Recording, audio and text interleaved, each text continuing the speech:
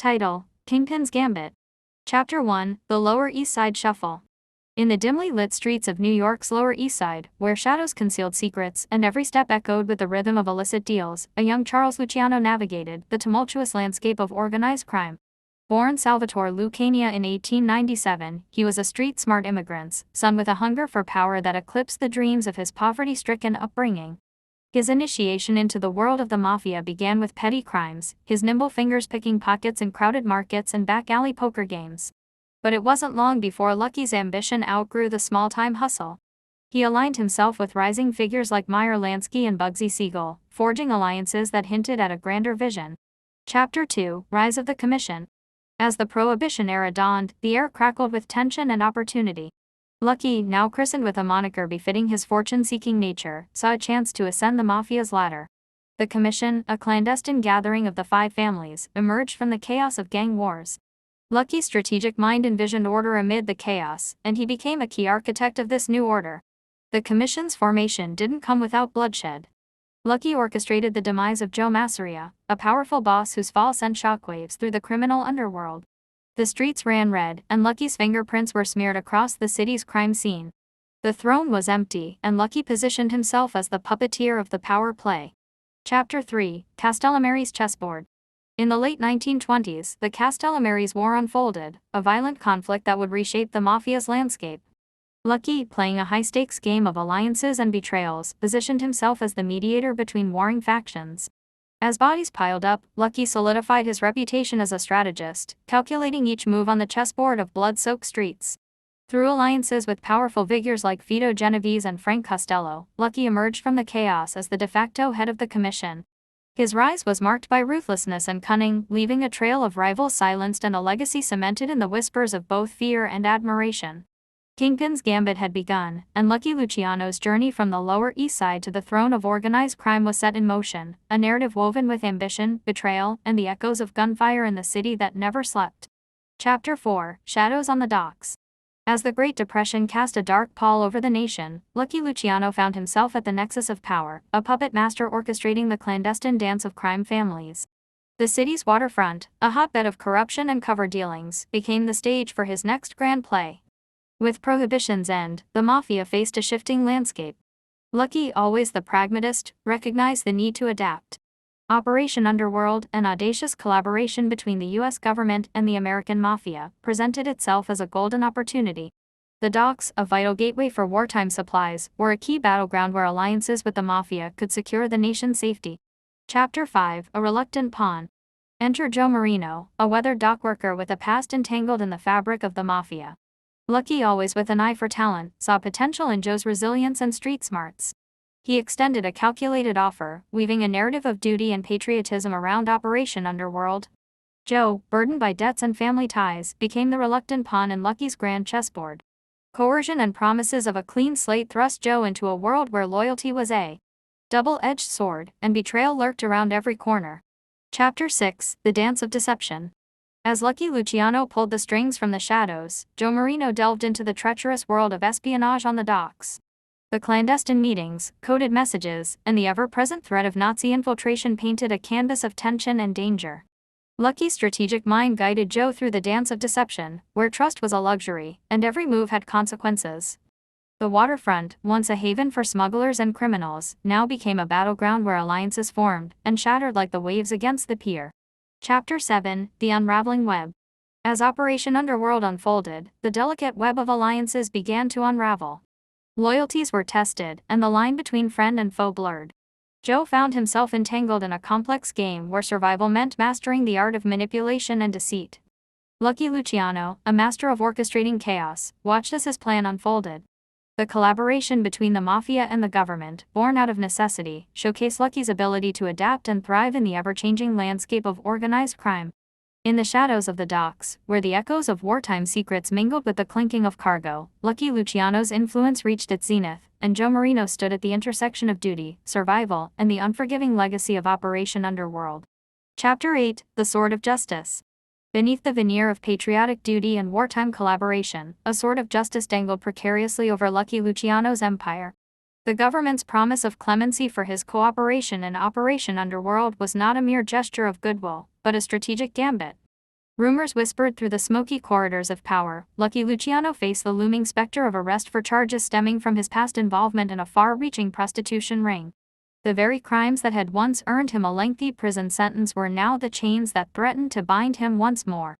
Chapter 9: The Tangled Webs of Allegiance. Joe Marino, caught in the crossfire of political machinations and underworld alliances, became a pawn not only in the game against Nazi infiltration, but also in Lucky's desperate bid for survival. The docks, once a sanctuary for cover operations, now echoed with the footsteps of federal agents and the hushed conversations of betrayal. Lucky, with his back against the wall, walked a tightrope between loyalty and self-preservation. The Commission watched, its trust tested, as Lucky sought to navigate the treacherous waters of Operation Underworld while evading the impending storm of legal retribution. Chapter 10: Shadows on the Horizon. As Operation Underworld reached a critical juncture, Lucky Luciano's empire faced a reckoning. The government's promise of protection teetered on the edge of betrayal, and the clandestine dealings of the Mafia cast long shadows over the city. The threat of arrest loomed larger, a storm on the horizon that threatened to dismantle the carefully constructed world Lucky had built. In the midst of wartime chaos, the sword of justice hung overhead, poised to strike and shatter the illusions of collaboration. In this crucible of deception, alliances strained, and the echoes of Lucky's past crimes reverberated through the darkened alleys. The story of Lucky Luciano, entwined with the fate of Joe Marino, reached a crescendo where the line between criminal mastermind and government informant blurred, and the shadows on the waterfront concealed secrets that could unravel empires. Chapter 11: The Survival Game. With the sword of justice hanging over him, Lucky Luciano played a high-stakes game of survival. Every move, every alliance, became a calculated maneuver to evade arrest. The docks, once a symbol of his empire, now served as a battleground where the survival of the Mafia hinged on outwitting, not just rival crime families, but the long arm of the law. Lucky's knack for survival emerged in the shadows, where clandestine meetings and cover negotiations became his weapons. The threat of arrest became the catalyst for his most audacious schemes, a testament to his ability to adapt and thrive in the face of imminent danger. Chapter 12: The Intelligence Web. In the dark corners of the waterfront, Joe Marino became Lucky's eyes and ears. His cover missions unveiled a web of Nazi infiltrators, their nefarious plans threatening the very heart of the city. The information flowed like contraband through the underworld, each piece a puzzle that, once solved, could save countless lives. Lucky's strategic brilliance came to the fore as he orchestrated the gathering of intelligence, leveraging the Mafia's intricate network. The docks, a nexus of criminal activity, now served a dual purpose, shielding the city from external threats while shielding Lucky from the impending storm of legal repercussions. Chapter 13: The Unseen Battle. As Nazi agents infiltrated the city's ports, a clandestine war unfolded beneath the surface. Lucky Luciano, the puppeteer orchestrating the Mafia's collaboration with the government, found himself in an unseen battle against a common enemy.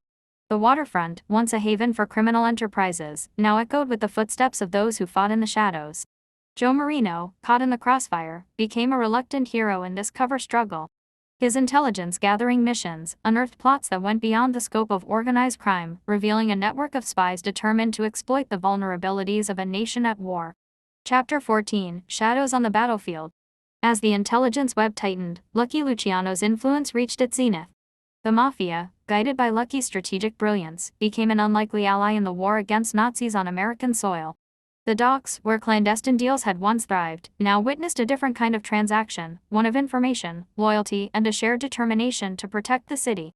In the shadows of the battlefield, where alliances were forged with whispered promises and the clinking of glasses, Lucky Luciano stood as a mastermind whose survival instincts had transcended the confines of organized crime. The collaboration, born out of necessity, had become a formidable force against a common enemy, leaving the docks forever marked by the echoes of a war fought in. Chapter 15: Blood-Soaked Earth. While Lucky Luciano's empire maneuvered on New York's waterfront, the drama extended its tendrils to Sicily, where Antonio Morelli found himself in a crucible of war and tradition. The rugged hills bore the scars of conflict, the soil soaked with the blood of those who dared challenge the Mafia's grip on the ports. Antonio, a battle-hardened enforcer, navigated a landscape marked by Nazi occupation and internal power struggles. His experiences became a brutal canvas painted with violence, a reflection of the desperate measures taken to safeguard Sicily's ports, the lifeblood of Mafia power. Chapter 16: Port Wars and Betrayals. In Sicily, ports weren't just gateways, they were battlegrounds where blood ties clashed, and alliances crumbled beneath the weight of betrayal. Antonio delved into the violent struggle for control, where each shipment held the fate of empires and the spoils of war. The ports became arenas of brutality, with rival factions fighting not just for dominance, but for survival. The clash of steel echoed through narrow alleyways, and the air was thick with the acrid scent of gun smoke. It was here, amidst the blood-soaked docks, that the Mafia's resolve faced its most severe test. Chapter 17: The Price of Betrayal. Antonio's intelligence exchange with Lucky Luciano became a dance on the precipice of treachery. The information flowing across the ocean was often paid for in blood, and the consequences of betrayal were measured in lives lost. Sicily's ports, stained with the sacrifices of those who dared defy the Mafia, bore witness to the unforgiving brutality of war. As the war raged on, loyalty became a scarce commodity, and the Mafia's power rested on the corpses of those who sought to challenge it. The violence that unfolded in Sicily became a grim testament to the cost of survival in a world torn apart by conflict. Chapter 18: Shadows of Retribution. The story unfolded against a backdrop of carnage, Sicily's earth soaked with the blood of those who fell in the name of power and survival. The Mafia's influence, intricately tied to the control of ports, was maintained through a relentless cycle of violence. The Mediterranean's azure waters concealed the shadows of retribution, and the echoes of gunfire became a symphony that underscored the unseen violence and the untold sacrifices made to keep the wheels of Operation Underworld turning. The history of World War II, often written in the language of geopolitics, bore an additional chapter, a violent opera of betrayal, loyalty, and bloodshed played out on the shores of Sicily. Silence. Chapter 19: The Silent Victories. As the war drew to a close, the shadows over the Mediterranean began to dissipate, revealing a landscape forever altered by the clandestine operations of the Mafia. Lucky Luciano, standing on the precipice of his empire, surveyed the city he had shielded and the ports that had become theaters of violence.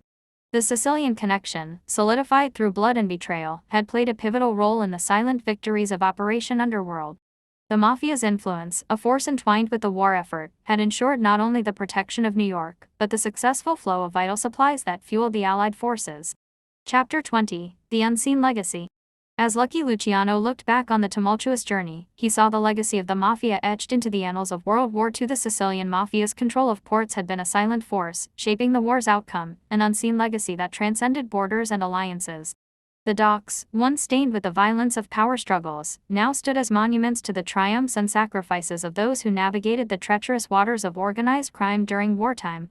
Joe Marino, Antonio Morelli, and a cast of characters, their stories woven into the tapestry of violence and strategy, became unsung heroes in a narrative overshadowed by broader historical accounts. Chapter 21: A Cautious Peace. As the war ended, a cautious peace settled over the city. Lucky Luciano, his empire intact, faced the post-war era with a measure of satisfaction and wariness. The sword of justice, once poised to strike, had been sheathed, but the echoes of wartime secrets lingered in the alleyways and on the docks. The Commission, the governing body shaped by Lucky's strategic brilliance, navigated the challenges of a changed world. The Mafia's role in Operation Underworld, while shrouded in secrecy, had left an indelible mark on the criminal underworld and the city's history.